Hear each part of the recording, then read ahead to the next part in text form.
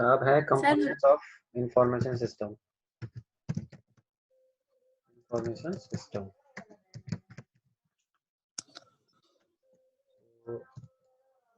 क्या क्या कंपोनेंट्स हैं इनके, ये देखते हैं।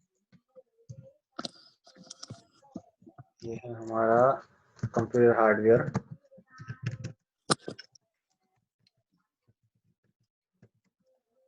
और है कंप्यूटर सॉफ्टवेयर,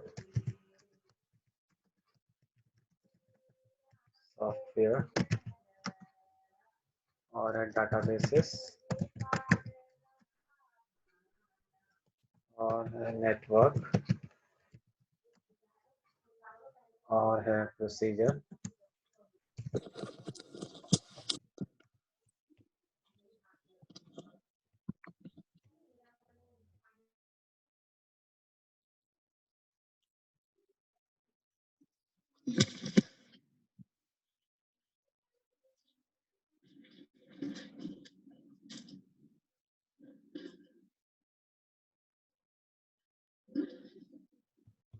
अच्छा, अब इसके आगे है, तो ये तो हो गए सारे हमारे कंपोनेंट्स ऑफ इंफॉर्मेशन सिस्टम।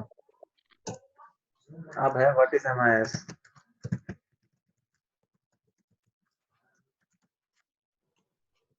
ठीक है, और इंफॉर्मेशन सिस्टम में पता चल गया, कंपोनेंट्स पता चल गया। अब होता है कि एमआईएस एक्चुअल में है क्या। तो कई बार आ जाता है इंपॉर्टेंट क्वेश्चन और इजी भी है। तो management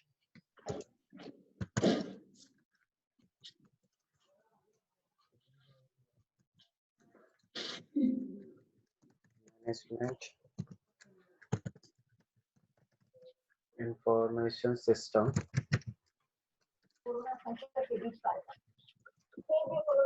is a system consisting of people, machines,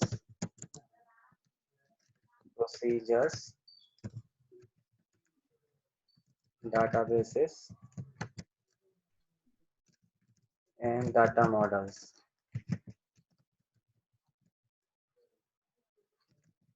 as its elements.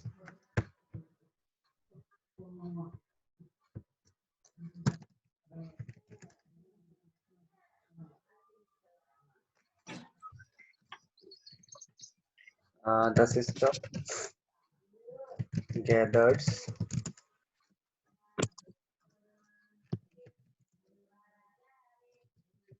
data from the internal and external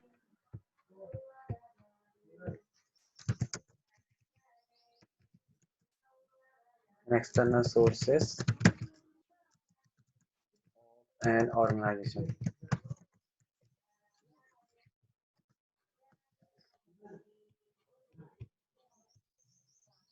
ठीक है, तो ये क्या, management information system is a system consisting of people. इस इंफॉर्मेशन सिस्टम में मतलब ये हमारा क्या है, एमआईएस एक इंफॉर्मेशन सिस्टम है। इसमें ज्यादा से ज्यादा इंफॉर्मेशन रहती है, लेकिन इसमें क्या क्या होते हैं, इसमें लोग होते हैं, मशीन्स होती है, प्रोसीजर होते हैं, डाटाबेस होते हैं, और डाटा मेजर होते हैं, इसके डाटा मॉडल्स हैं, इसके elements.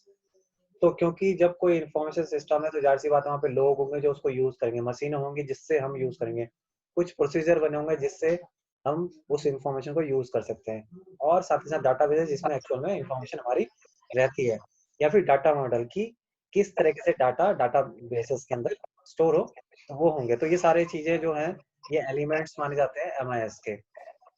The system gathers data from internal and external sources of the organisation. अब एमआईएस में क्या होता है, जो डाटा होता है वो इंटरनल सोर्सेज से होता है रिसीव या इकट्ठा होता है, या फिर एक्सटर्नल।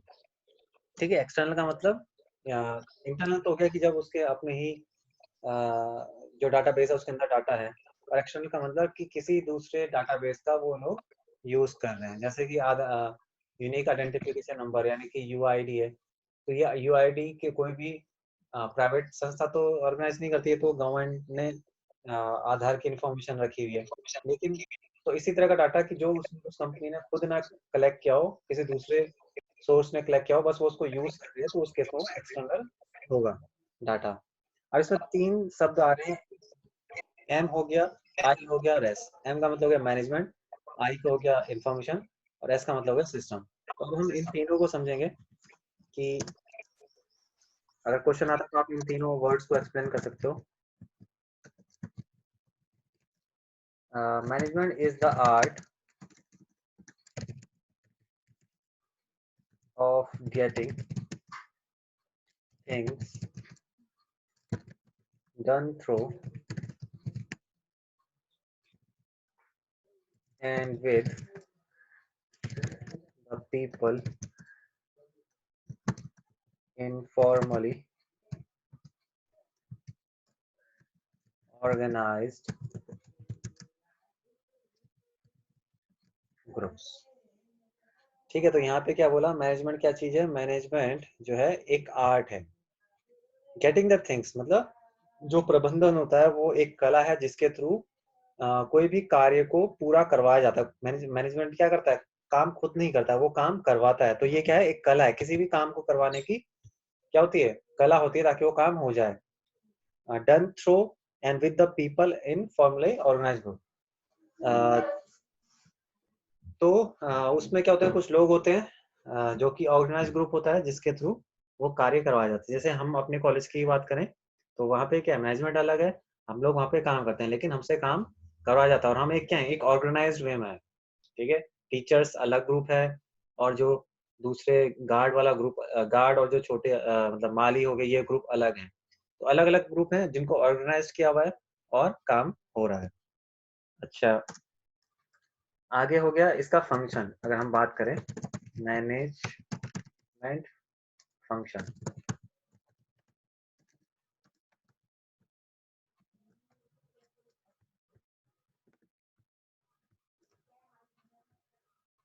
तो इसके क्या क्या फंक्शन होते हैं? इसके हम कह सकते हैं कि जैसे एक हो गया, मैनेजमेंट करता है प्लानिंग। ठीक है, कोई भी चीज की प्लानिंग मैनेजमेंट करता है। अच्छा, ऑर्गेनाइजिंग करता है, ऑर्गेनाइजिंग ऑर्गेनाइज करता है चीजों को। स्टाफ स्टाफ की भर्ती करता है। ठीक है, स्टाफिंग में आ गया। और डायरेक्टिंग मतलब एक तरह से ऑर्डर देता है कि ये करना है वो करना है, जो भी है। और क्या है फंक्शन इसके? कंट्रोलिंग।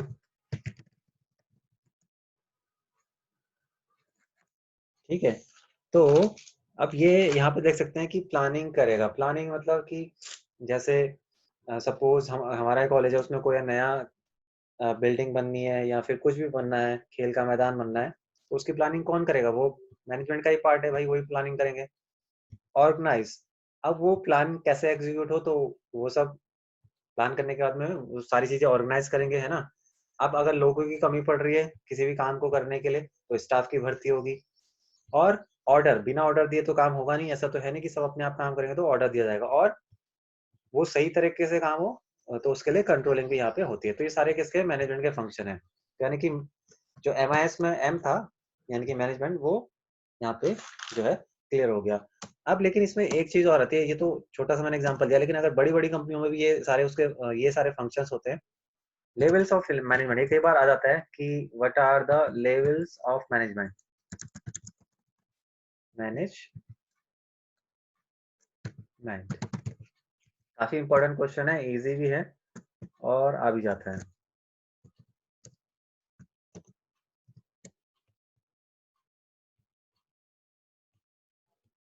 तो इसको मैं एक फिगर के थ्रू दिखाता हूँ।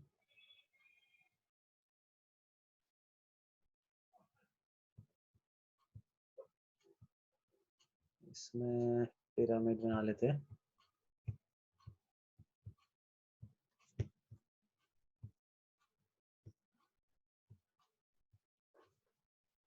तो यहाँ पर हो जाएगा, टॉप लिख देते हैं, यहाँ पे लिख देते हैं मिडिल, और यहाँ पे लिख देते हैं लो लेवल, या लो लेवल कर देते हैं।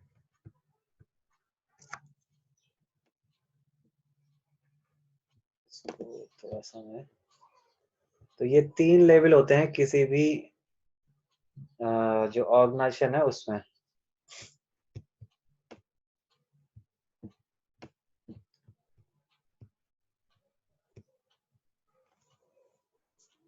यहाँ पर इसके सामने पे मैं लिख देता हूँ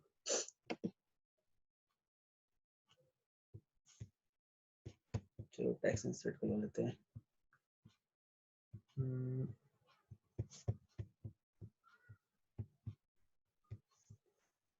यहाँ पे मैं लिख देता हूँ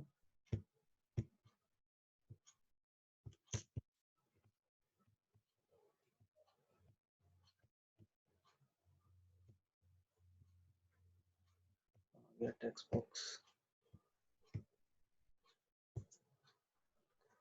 ठीक है, इसमें लिख देता हूँ एक तो स्ट्रेटेजिक स्ट्रेटेजिक मैनेजमेंट को कॉपी कर लेते हैं।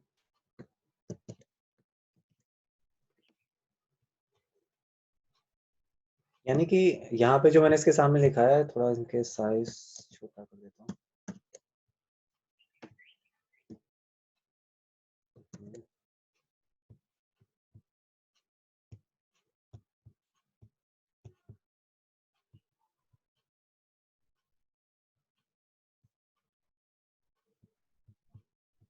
ठीक है, तो जो टॉप लेवल जिसमें हमारे सीईओ या और जो बड़े बड़े लेवल के जो होते हैं या ऑनर हो गया, वो क्या करते हैं स्ट्रैटेजिक मैनेजमेंट करते हैं।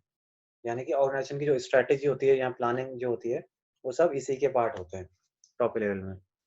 अच्छा, इसके अलावा जो मिडिल लेवल होता है वो क्या करता है? मिडिल लेवल की अगर हम बात करें तो इस ये करते हैं मैनेजमेंट कंट्रोल वाला part. Manage MANA management control, है ना। जैसे कि किसी भी बैंक में ब्रांच मैनेजर हो गया, या ब्रांच मैनेजर ना बोलें, किसी भी जो बड़ी कंपनी है उसमें अलग अलग डिपार्टमेंट हेड होते हैं। तो वो डिपार्टमेंट है, जैसे प्रोडक्शन डिपार्टमेंट है तो प्रोडक्शन डिपार्टमेंट में तो काफी एम्प्लॉयज होंगे, मतलब काफी लोग होंगे काम करने वाले। तो लेकिन उनका हेड एक ही होगा, प्रोडक्शन हेड।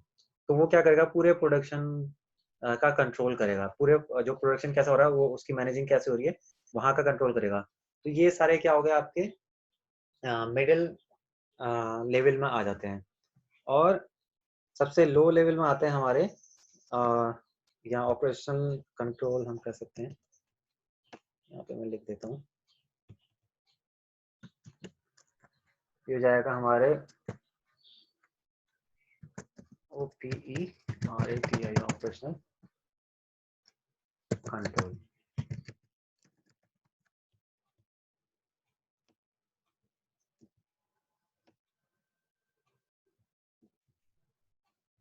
ठीक है, तो ऑपरेशनल कंट्रोल यानी कि सबसे लो लेवल जो एक्चुअल में काम कर रहे होते हैं। तो जैसे प्रोडक्शन की मैंने बात करी, तो वहां पे जो लेबर होगा, जो कार्य होगा, जो काम करते हैं या सुपरवाइजर हो गए, है ना, सबसे तो सबसे एंड लेवल पे एक्चुअल में जो काम कर रहे हैं। तो तीन तरह के मैनेजमेंट हो गए। जो लो लेवल पे जो सुपरवाइजर होंगे वो काम कैसे हो, काम तो वही करवा रहे हैं, ठीक है। मिड लेवल में हो गए, जैसे मैंने एग्जांपल दिया कि प्रोडक्शन हेड, तो पूरा वो जो कैसे प्रोडक्शन होगा ऊपर से लेके नीचे तक सारे डायरेक्शन उसके चलेंगे। और उस कंपनी के लिए, कंपनी को कैसे आगे बढ़ाना है, कैसे अलग अलग कंट्रीज में उसकी ब्रांचेस बनानी है या प्लांट बनाने हैं, तो वो सारा तो टॉप लेवल के मैनेजमेंट है कि सीईओ या जो ऑनर्स हैं, जो बड़े बड़े हेड होते हैं, वही इसके पार्ट होते हैं। तो ये तीन अगर एग्जाम में आता है तो आप इस तरह से ये फिगर बना के और सारी चीजों को एक्सप्लेन कर देंगे तो आपको मार्क्स मिल जाएगा। तो अब हमने इसमें जो MIS में जो मैनेजमेंट था वो हमारा क्लियर हो गया कि मैनेजमेंट है क्या। अब हम समझते हैं इन्फॉर्मेशन को। इन्फॉर्मेशन हालांकि हम समझ चुके हैं पहले, लेकिन फिर भी क्योंकि ये क्वेश्चन MIS आ रहा है तो इसमें मैं दोबारा से एक्सप्लेन कर रहा हूँ शॉर्ट में। तो दूसरा हमारा पोर्शन है इंफॉर्मेशन। तो इसको कह सकते हैं information is data that is processed and is presented in a term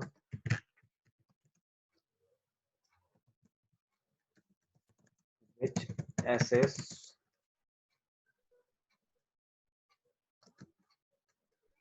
decision making.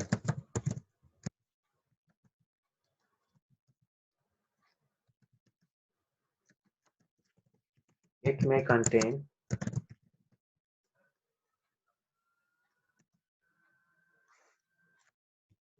थोड़ा सा फॉन्ट बड़ा कर देता हूँ मैं।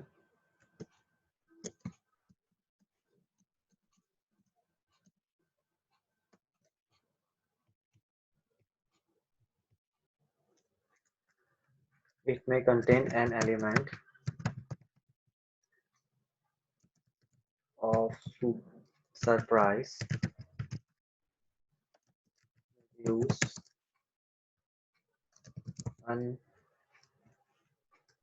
uncertainty, or provoke a manager to initiate an action.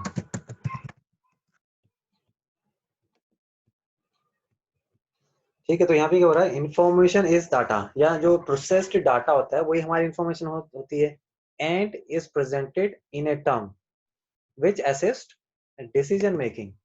तो क्या बोला जा रहा है यहाँ पे कि जो प्रोसेस डाटा होता है वही हमारी इंफॉर्मेशन होती है, और उसको इस तरह से प्रेजेंट किया जाता है ताकि उसके थ्रू कोई डिसीजन लिया जा सके।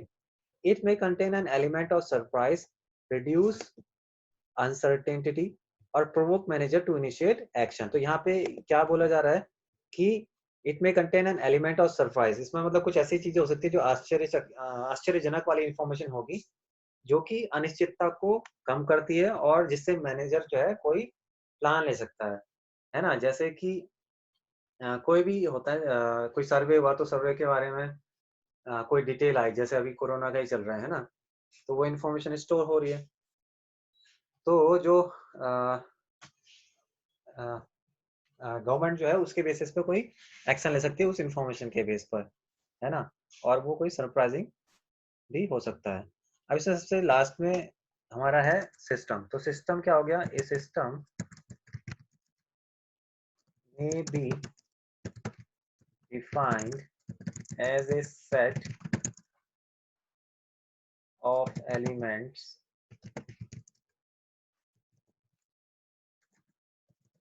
which are joined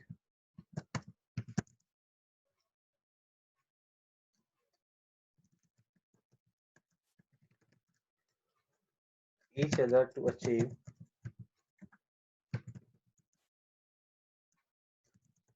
a common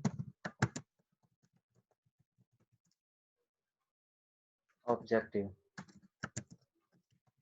The elements are interrelated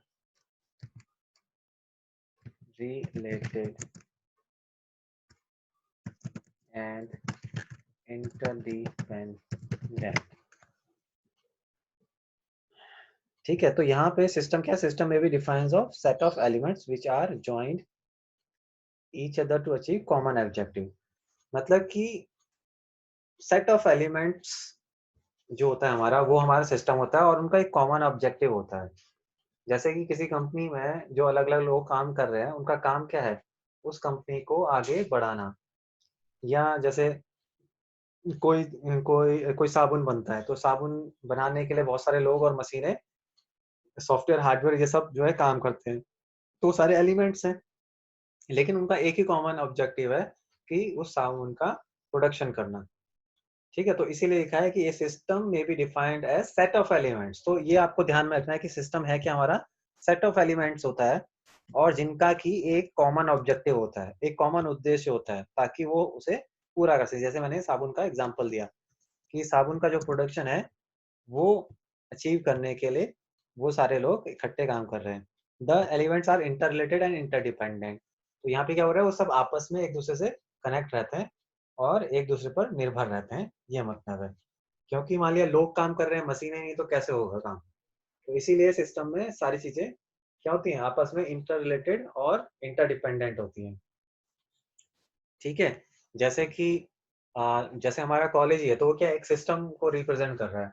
कैसे? टीचर्स हैं, स्टूडेंट्स हैं और यूनिवर्सिटी है, तो उसमें फिर हमारी मशीनें भी हैं, जैसे हार्डवेयर है।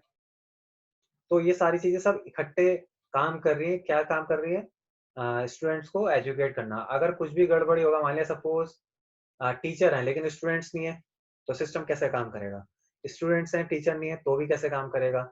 स्टूडेंट और टीचर दोनों हैं, लेकिन हार्डवेयर सॉफ्टवेयर नहीं है, तो उसके बगैर तो काम ही नहीं करेगा ना, क्योंकि जो हम डिटेल भेजते हैं आज की डेट में अधिकतर ऑनलाइन भेजते हैं, या जो मार्कशीट छपती है वो ऑनलाइन मतलब प्रिंट होके आती है, तो सॉफ्टवेयर की मदद से हो रहा है सब कुछ, सॉफ्टवेयर और हार्डवेयर की मदद से। तो प्रेजेंट सिनारियो में अगर हम अपने कॉलेज की भी बात करें तो इसमें क्या है, लोग हैं, हार्डवेयर है, सॉफ्टवेयर है। तो अगर लोग हैं, हार्डवेयर सॉफ्टवेयर नहीं है, तो फिर ये सिस्टम काम नहीं करेगा। ठीक है, जैसे अभी तुम्हारी ऑनलाइन एजुकेशन चल रही है, तो हाँ, क्योंकि क्या है उद्देश्य, एजुकेट करना, तो एजुकेट करने के लिए हम क्या कर रहे हैं, कंप्यूटर, मैं कंप्यूटर का यूज कर रहा हूँ, आप लोग अपने मोबाइल का यूज कर रहे हैं, और उसके अंदर सॉफ्टवेयर स्टोर्ड है, तभी हम क्या हो पा रहे हैं, कनेक्ट हो पा रहे हैं। तो ये जो इंटर रिलेटेड है वो इसीलिए है, आपस में एक दूसरे से संबंध है हमारा। ठीक है, अगर दोनों में से एक भी नहीं होगा, और दोनों एक दूसरे पे डिपेंड है, आप पढ़ेंगे मैं पढ़ाऊंगा, तो इसीलिए यहाँ पे लिखा गया है सिस्टम में be defined of set of elements. तो स्टूडेंट्स भी एक एलिमेंट हो गए, टीचर भी एलिमेंट हो गया, हार्डवेयर सॉफ्टवेयर वो एलिमेंट हो गया। यानी कि इस केस में, एजुकेट करने के केस में, इस वक्त अगर हम बात करें ऑनलाइन लर्निंग के केस में, तो आपका मोबाइल और उसके अंदर जो सॉफ्टवेयर है वो एक एलिमेंट है, जैसे कि जूम। ठीक है, अब हम आगे बढ़ते हैं। मेरे ख्याल से ये चीजें एकदम क्लियर हो गई, एग्जाम में आएगा तो लिख देना चाहिए। अच्छा, अब हम आगे बढ़ते हैं, transaction processing system. Transaction processing system, तो इसकी पीडीएफ भी मैं लास्ट में भेज दूंगा जब कंप्लीट हो जाएगा। अब इसे, ये क्या चीज है, ट्रांजैक्शन प्रोसेसिंग सिस्टम से समझते हैं, ये भी काफी आसान है। तो एमआईएस के जितने भी टॉपिक्स हैं वो सारे बहुत इजी हैं, एक बार भी आप इसको समझ लेंगे, पढ़ लेंगे तो इजीली, कोई दिक्कत नहीं होगी एग्जाम में। Transaction processing system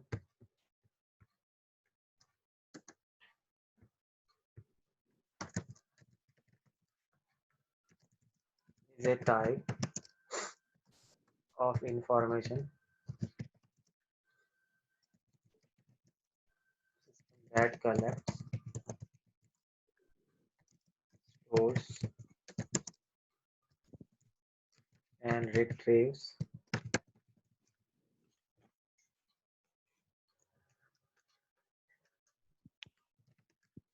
the data, transactions, and enterprise।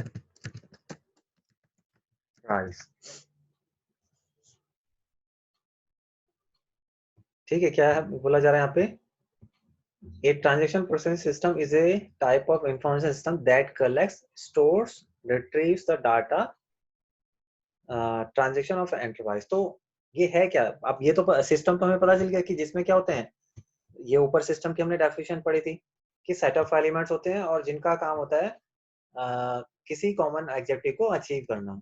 ठीक है, और जो इसके अंदर एलिमेंट्स होते हैं वो इंटर रिलेटेड होते हैं, क्योंकि यहाँ पे भी सिस्टम वर्ड आ रहा है, लेकिन वो था एमआईएस, ये है ट्रांजैक्शन प्रोसेसिंग सिस्टम। तो सिस्टम ही है, काम तो वही रहेगा उसका। इस सिस्टम का काम क्या होगा, ट्रांजैक्शन को प्रोसेस करना, इसीलिए इसका नाम ट्रांजैक्शन प्रोसेस है। अब ये प्रोसेसिंग सिस्टम क्या करता है, is a type of information system, ये एक इस तरह का इंफॉर्मेशन सिस्टम है जिसके अंदर जो कि कलेक्ट करेगा, स्टोर करेगा, डाटा को निकालेगा। ठीक है, तो ये इस ट्रांजैक्शन प्रोसेसिंग सिस्टम का मतलब जो ये सारी चीजें करता है वो ट्रांजैक्शन प्रोसेसिंग सिस्टम है। अच्छा, आगे इसमें बोल सकते हैं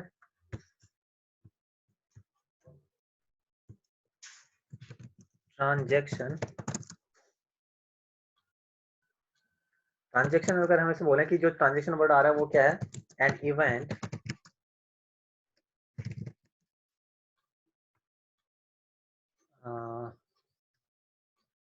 दैट डिटरमाइंस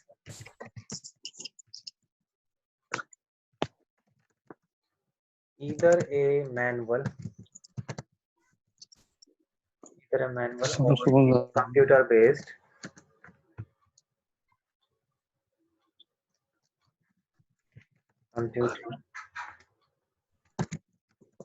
activity। ठीक है, तो यहाँ पे ट्रांजेक्शन क्या बोला जा रहा है, an event that determines either A manual और कंप्यूटर बेस्ड एक्टिविटी। अब देखो जैसे एटीएम है, एटीएम में आप क्या करते हो, पैसे को निकालते हो, तो वो ट्रांजेक्शन होगी। जो ऑनलाइन रिजर्वेशन सिस्टम होता है, जैसे आप रेल की बुक, ट्रेन की बुकिंग करते हो, है ना, तो वो भी क्या है, एक ट्रांजेक्शन प्रोसेसिंग सिस्टम का एग्जांपल है।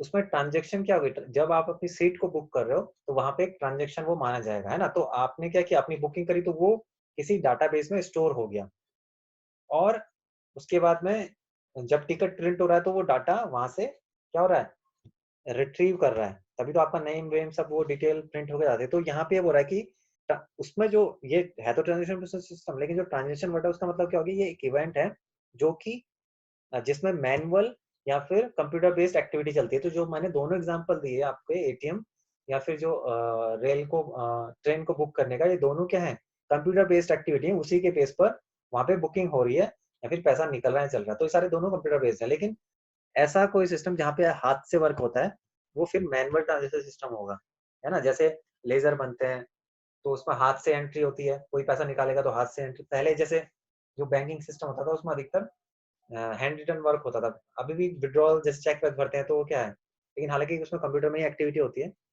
अब तो खैर मैनुअल कम ही होता है, तो अधिकतर जो ट्रांजेक्शन होती है वो कंप्यूटर बेस्ड एक्टिविटी ही होती है।